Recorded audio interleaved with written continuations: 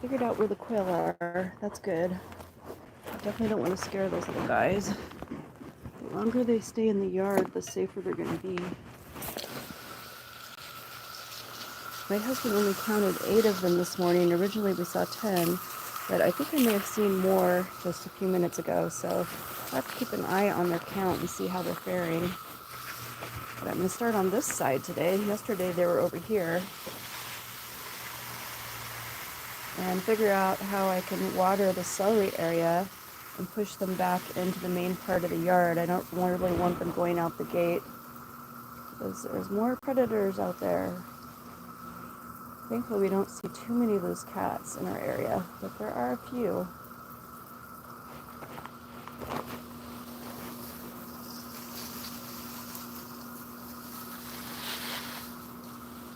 Going to be another hot day today. Let's get some good water on here. Mr. Painter will do a little more on the fruit trees later, but spot watering things that need it. We only worry about extra water on the things that have fruit on them. Stella Cherry's doing really well. Not sure if you can see that in my video. I've got you in the pocket today. My easiest technique. Here's our nutted apple. I don't see any signs of anything trying to push on it since we took the nut off for the safety of the quail. So that's good news because I really didn't want to lose any more apples. These apples are so good. And I have plans for fun stuff to do with apples. Not until after I get back from Alaska though. Just won't be enough time for that. And the grapefruit are doing pretty good. There's like 7 or 8 grapefruit still on it. It seems to be about how many it can support. It's a really small tree. It's probably doubled in size since we got it. But it's still small. My friend gave me an orchard spray that is one of the environmentally friendly ones that's intended for fungus. So I'm going to definitely be treating the citrus for that. So I'm not sure if the yellowing I see is peat stress. It could also be a sign of fungus. When we first got this, it was the last one at the nursery, and it didn't look real healthy, and I think that's why nobody got it. And I would say the dwarf ruby red grapefruit is super popular because it grows here and it's so wonderful. It actually makes full-size grapefruit.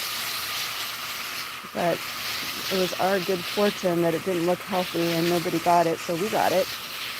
And the fruit that it drops actually reseeds and grows a new plant, so I've been able to share grapefruit trees with people. Of course, it's hard to say what size it'll be. You don't always get a pure tree. I read that with apricots you will, which is nice because we're going to try to grow another one since I don't know how long ours is going to last. Let's take a look at our pomegranates here. I'm not seeing any bugs, thank goodness. I think their larva kind of looks like a clear gelatinous kind of thing, because the night that we found a whole bunch of those Asian leaf-footed beetles on the almonds, there was a lot of gelatinous material. It looked kind of like it was stringy, like strung out sort of, and I did actually find a baby leaf-footed Asian beetle, and those things are orange, which is quite interesting. They look almost like assassin beetles. What a clever disguise that is, because assassin beetles are actually beneficial because they eat bugs.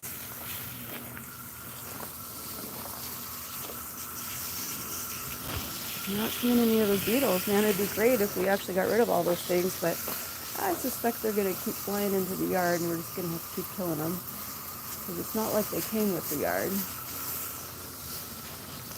All these critters have a unique ability to find their food.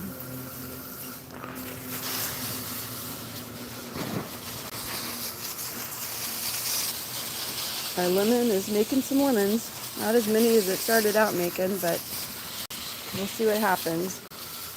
These Meyer lemons can actually bloom year-round. We even had some blooms in the wintertime.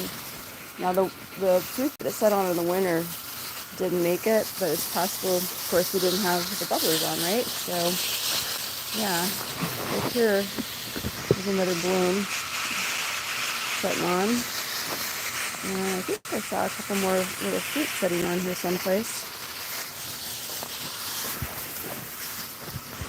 There's one right over here.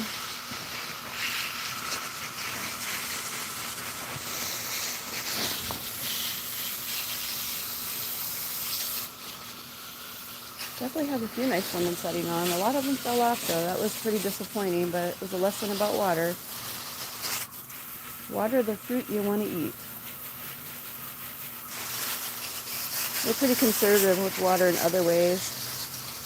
We don't have a swimming pool or a hot tub. And if I take a hot bath, we save the water and we put that on everything except the kumquat. The reason we don't put it on the kumquat is because I put Epsom salts in my bath. So I do a hot bath about once a week. Feels fabulous. But kumquats don't like salt. But everything else here actually appreciates a little Epsom salt. I think it's the magnesium content.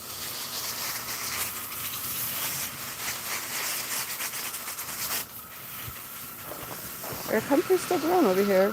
You never know when you plant stuff here if you just don't know until you get through a year with it, maybe even 2 years with it, to know if it's going to make it. I've been pulling those dead ones off. Don't need the tree trying to support those.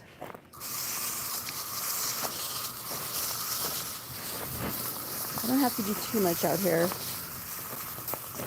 because Mr. Painter is going to come through and check everything. Well, our green tea is still alive down here. It's got a couple brown leaves on it, but it's still alive. Only time will tell with that. I sure would love it if it did grow. I love green tea. It's probably my very favorite drink, that and mint. And the fig leaves are actually pretty darn good too. I'm not sure if you want to eat too much fig leaf tea, but they have a good flavor. I kind of like it if you mix it with the mint the best. There's our kumquat. Let's see how that's doing. Oh, good. I'm seeing some more blooms. We did lose a little bit of fruit on this as well. And again, it's chalk it up to our watering, but there is actually quite a bit of fruit setting on. To a certain extent, the tree self-selects. And I would say at this stage, if you have fruit falling off the kumquat, it's just self-selecting.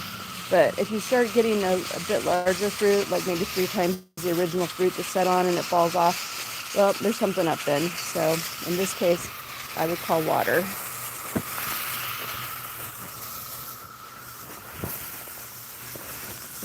This thing was tiny for the longest time, and it's a smaller tree, which makes it great for a smaller yard. And we actually have quite a bit packed into this yard for how small it is. I better pay attention. I'm hearing the quail. Don't want to scare the babies. Definitely don't want to scare them out of the yard. See if I can figure out.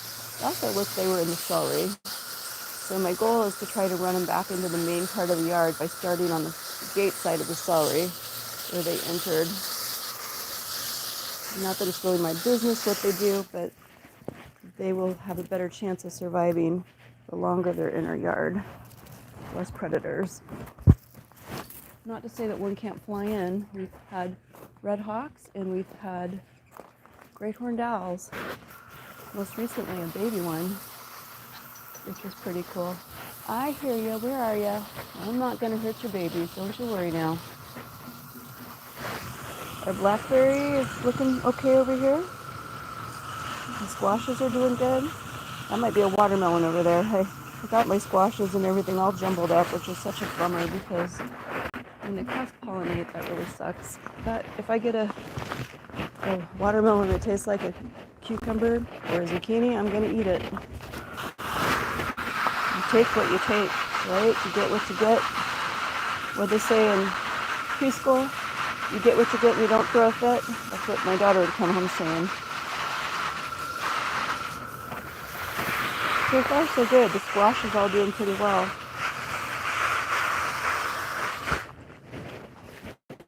This morning, the quail were in here.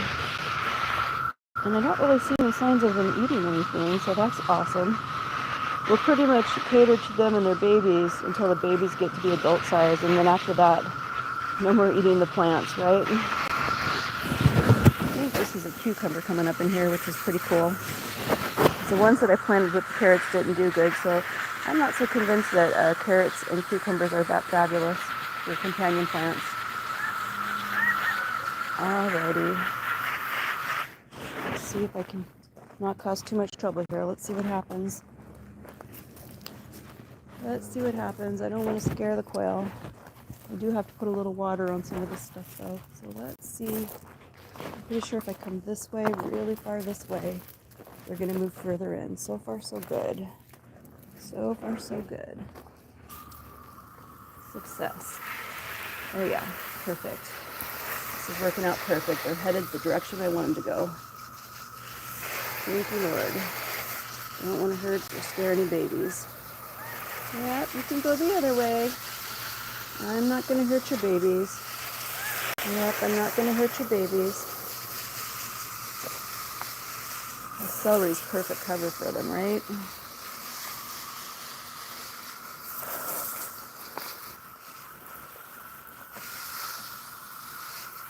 I imagine a little bit of water isn't going to harm them anyway. Keep them from getting dehydrated, right? Take a little shower, fellas.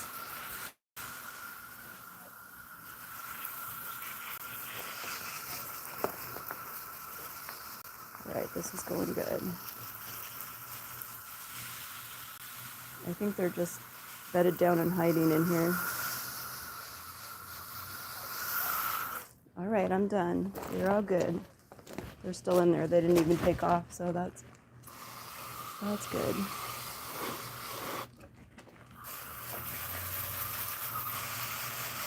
I did manage to get a couple more eggplants to come up outside, which is good. Eggplants is one of the things that grows well here, and I managed to kill most of the ones that I had inside when I transplanted them, which I don't do that too often. It's probably just because I've been working so much. I've had to neglect a few things, which is probably pretty obvious by the clutter you're seeing.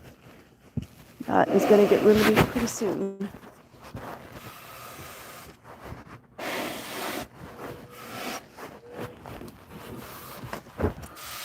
I think when you're busier than you want to be, you sort of have to settle and come to terms with which are and which aren't going to do, and just make the best of it and try to keep your mental sanity, right?